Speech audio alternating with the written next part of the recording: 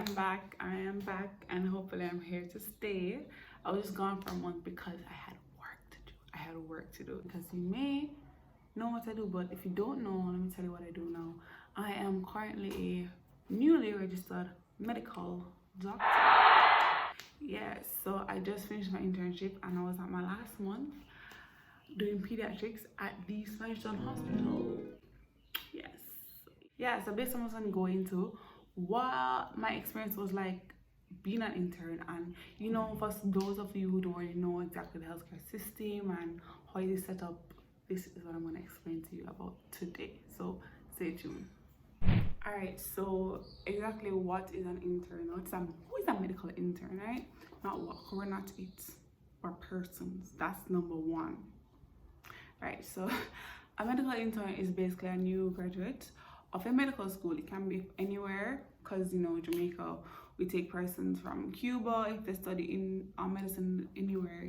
There were persons who studied as far as Russia that came and did their internship here. I studied at the University of West Indies, which is the typical origin of new medical graduates. So everyone who is a medical graduate has to do 1 year of internship. That's compulsory. So basically it's just getting your clinical skills better and also learning the management first on, because even though you're studying and you're a part of the system as a medical student, it is way different as the medical intern. So everyone has to rotate through the specialties of general medicine, general surgery, obstetrics and gynecology, and pediatrics. So there are 4 areas I have to do. I did mine at Spanish Town, but there are other hospitals. So persons can do it at KPH, Manava Regional, Cornwall Regional, St. Anne's Bay. I think I'm missing out some, but I can't remember all of them. But those are the major ones. Of course, University of West Indies, yeah. Yeah, so those are the main areas. I worked at Spanish Town with a type B hospital. A type B hospital simply means that they don't have specialties. So I remember I only have general surgery, medicine, pediatrics and obstetrics and gynecology. They have a few listed departments, like they have nephrology, which is the renal doctor. They have urology now. Also, they have orthopedics there, right? But for example, like KPH, that's a type A hospital, has other services available, such as ophthalmology, dermatology. They have a neurologist there, so you can see the difference in terms of the specialty. So currently we're operating at that level. St. Catherine alone is one of I think it is the biggest parish in Jamaica, right? And we don't have a type A hospital. If we can't manage it, we have to refer it to KPH. So that's basically the setup of the systems, right? So every hospital has a different level. Cool. So now, internship. Oh Lord, oh Lord, oh Lord. Oh God, it is a physical challenge. It is a mental challenge. I was tired. I was exhausted. Oh God, you gotta be up on your feet. You don't have a desk. You just have your folder and your pen, and that's it. That is your workstation. That is what you have. You have to have those things, right? You don't have to have the folder, but you have to have a pen and a stethoscope. Of course, everybody have to have a stethoscope if you're a medical doctor. But yeah, right? So that is that. Let me just think. What's a typical day as an intern? You start your day at 7 o'clock. You reach there, and then you start seeing the patients. Sometimes you may have up to, let's say, 10 patients to see by 8:30 or so, or you have just 5 or 2. It depends on which different area you are at and how the patient knows that at the very time. So it can vary from that time. And as an intern, you're responsible to see the patient, so examine, come up with your own assessment and your own plan. Of course, you're just a new medical graduate, so of course everything is under supervision. So don't worry, you're not alone in this process. And as an intern, you're at the bottom. I shouldn't even shorten the frame. You're at the bottom of the food chain, right? And then after you finish your internship, you're going to be a senior health officer. Where are you now? Probably like right here. Yeah, right here, senior health officer. And your MO1, MO2, 3, it goes up to like MO6. Then you can also be the senior resident and the consultant, which is basically the boss. Internship is just 1 year. So that's the start of what was I? I'll start your day. Start day, you see a patient. After that, we go through on our ward rounds. We're all doctors. We'll go, we'll gather up, we'll share our thoughts, which as an intern, you know, your thoughts really matter. But they share their thoughts and they come up with their own plan and assessment, and we do that for everybody, right? So in the healthcare system, some persons don't know. So now I'm telling you that, for example, I'm going to take general medicine. There are 3 firms, so we split it into teams. So we have team 1, team 2, team 3 at Spanish Town, and every patient is kind of stratified in terms of that. So when you go there, you don't really know exactly what's going on. You can also ask them what team they're on, because most hospitals have a team. And the thing about the team though is that the consultant, which is the boss, usually is the same person. So that's going to be your sense of, like, I guess, stability in terms of, you know, exactly which doctor is going to be all the time, because we do switch around, we rotate all the time. So let's say the doctor that you probably spoke to when you just came in initially is not the same doctor that you're probably going to be seeing throughout the whole process of your relative actually at hospital, right? So yeah, so after we've done our ward rounds, the intern has to carry out the plan, and the plan can be for each patient, right? And the plan for one patient can be 10 points, right? So that's 10 things to do for that one patient. It can be as long as that. And you have to take off blood for the patient. You have to probably do any urine cultures for the patient, blood cultures, anything like that you do for the patient. And then you're supposed to have a portal that carries all the things that you've just collected, all the samples, to the lab. Now, this is the area where we don't have a portal 95% of the time, so you gotta carry the things to the lab yourself 95% of the time, right? And so that's that.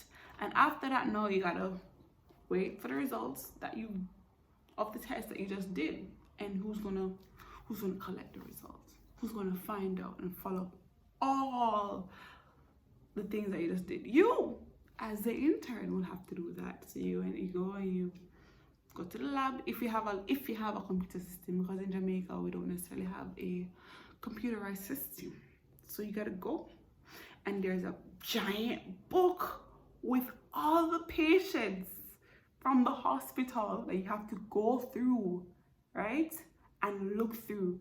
And I'm telling you, the result book is huge. So you gotta go through, you gotta remember the day, you gotta remember the time, right? And you gotta go through and look through. And I'm telling you, but the book is like this because they have the result for everything: the blood count, the different things.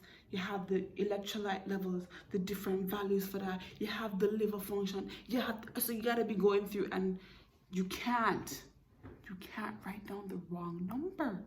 You gotta make sure, because these are people tests, these are people results, and we gotta know the right number to ensure that we're doing the right management, right? So yeah, it's just a lot. That's just the day. That's just the day. You basically do that, and your work is from 8 to 4. No, if you're on duty now, your work is from 8 to 8. So that's 24 hours at the hospital doing everything. And I'm telling you, you get called to go to the lab, you got to correct something, write something down, you get called to go to the ward because this patient have the access that's done, you get called by a senior to assist them because they're seeing a patient in A&E and they need assistance, so you need to go to them. So you're basically like the go-to person for everything, right? And they hold you accountable for everything, right? So it's all a responsibility. You're just a to-do person, basically. Yeah, this goes on for 1 year. So let's go back to duties, right? Where I'm there from 8 o'clock to 8 a.m. And then after my shift ends from 8 a.m. to 8 a.m. the next day, I'm going to continue from 8 a.m. to next 4 p.m. So that's how much? 36 hours. Yeah, that's how long we have to work. Yeah. So yeah, it's a lot of work.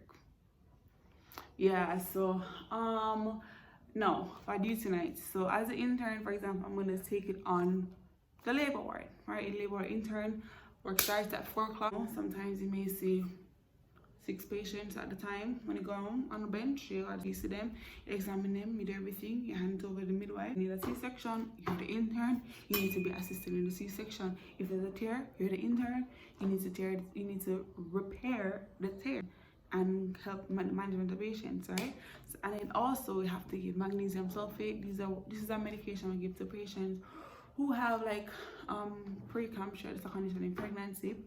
We give it to them to just basically help manage your problem. Yeah, and that can run, as I said, from typically, I'm just giving a typical time, from like 4 to let's say 12 o'clock in the night. Remember, you're there from 8 o'clock in the morning and now you're working 12 a.m.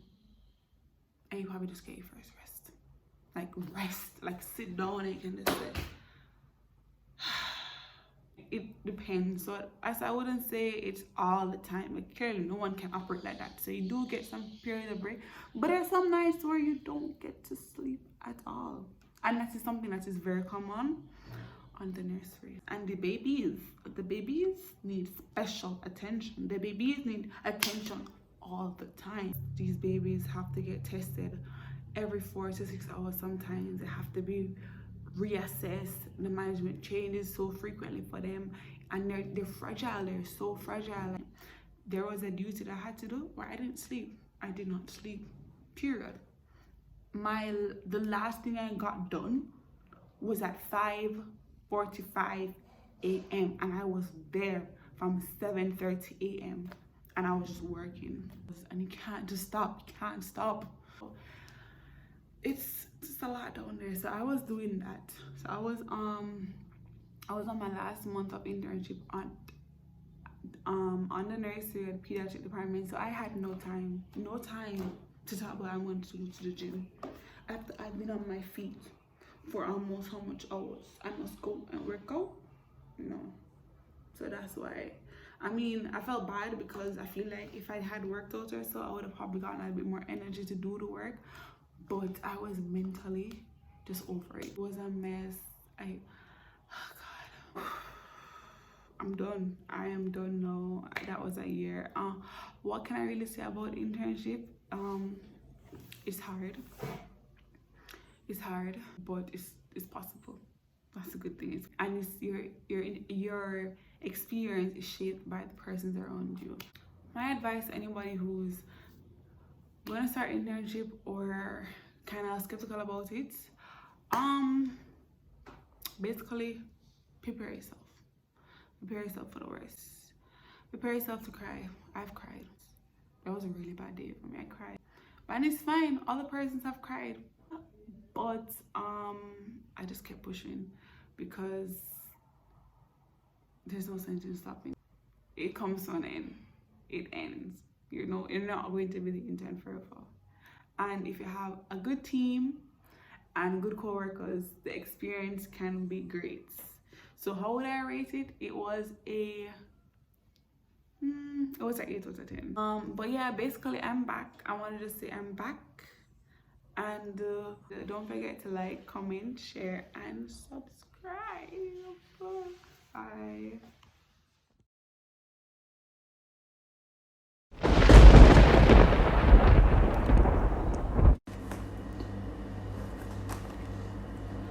I'm tired of donning and duffing.